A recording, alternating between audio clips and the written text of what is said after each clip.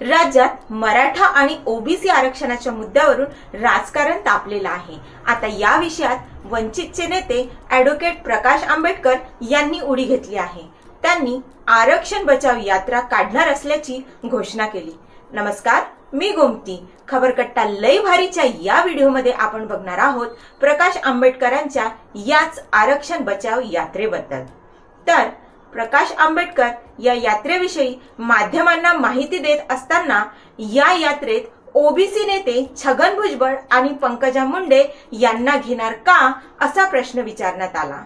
त्यावर आम्ही कुणाला नाही म्हणत नाही, भुजबळांना यायचं असेल तर त्यांनी यावं, पंकजा मुंडेंना यायचं असेल तर त्यांनी यावं, हाके आणि वाघमारे यांनीही यावं, आमची दारे खुली आहेत, अशी ऑफर ॲडव्होकेट आंबेडकर यांनी दिली आहे। आरक्षणाच्या मुद्द्यावरून ओबीसी आणि मराठा नेत्यांमध्ये आरोप प्रत्यारोप सुरू आहेत। मनोज जरांगे यांनी मराठा समाजाला ओबीसी मधून आरक्षण देण्याची मागणी केली आहे। तर मनोज जरांगे यांनी केलेल्या मागणीला ओबीसींचा विरोध आहे।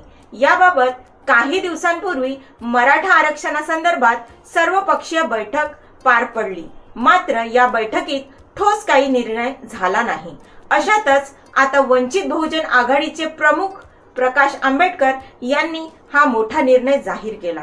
वंचित बहुजन आघाडीच्या वतीने आता राज्यात एससी, एसटी आणि ओबीसींच्या हक्कासाठी आरक्षण बचाव यात्रा काढण्यात येणार आहे। येत्या 25 जुलैला दादर येथील चैत्यभूमीवरून ही यात्रा निघणार आहे। तर प्रकाश आंबेडकर पुढे म्हणाले, ओबीसींचा लढा हातामध्ये घ्या। सध्या अत्यंत भयंकर परिस्थिती आहे। काहींनी मला नामांतराची आठवण करून दिली। आता ही दोन गट हे पडत चाललेले आहेत। पुरोगामी महाराष्ट्राच्या अनुषंगाने ओबीसी विरुद्ध मराठा असा वाद श्रीमंत मराठ्यांनी लावला आहे। हा वाद कसे रूप घेईल याची सर्व ओबीसी संघटना आणि नेत्यांना जाणीव आहे, असेही ते म्हणाले। तर ओबीसी संघटनांच्या मागणीबद्दल बोलताना पुढे म्हणाले की मराठा आणि ओबीसींमधला हा वाद आता फक्त मराठापुरता आहे असं मी मानत नाही। पश्चिम महाराष्ट्र आणि खानदेशातही तो पसरत चालला आहे। त्यामुळेच वंचित बहुजन आघाडीने यावर भूमिका मांडावी अशी सर्व ओबीसी संघटनांची मागणी होती। ही भूमिका गावोगावी गेली पाहिजे अशी त्यांची अपेक्षा होती। त्यामुळे सर्व सामाजिक संघटनांना बरोबर घेणार 25 जुलै रोजी दादर येथील चैत्यभूमी येथून आरक्षण बचाव जनसंवाद यात्रेची सुरुवात करणार अशी माहिती प्रकाश आंबेडकर यांनी दिली। यात्रेचा मार्ग कसा असेल याबद्दल त्यांनी संपूर्ण माहिती देताना सांगितले, ही यात्रा कोल्हापूर, सांगली, सोलापूर, धाराशिव, बीड, लातूर, नांदेड, यवतमाळ, अकोला, बुलढाणा, वाशिम, जालना यासह अजून काही जिल्ह्यांमधून जाणार आहे।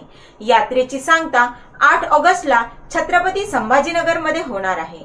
या यात्रेत बैठका आणि मुक्कामाच्या ठिकाणी जाहीर सभा होतील। यामध्ये ओबीसींचं आरक्षण वाचलं पाहिजे, एससी, एसटीच्या विद्यार्थ्यांची स्कॉलरशिप वाढवली पाहिजे, या मागण्या करू अशी माहिती प्रकाश आंबेडकर यांनी माध्यमांशी बोलताना दिली। अशाच माहितींसाठी आत्ताच सबस्क्राइब करा खबरकट्टा लय भारी। धन्यवाद।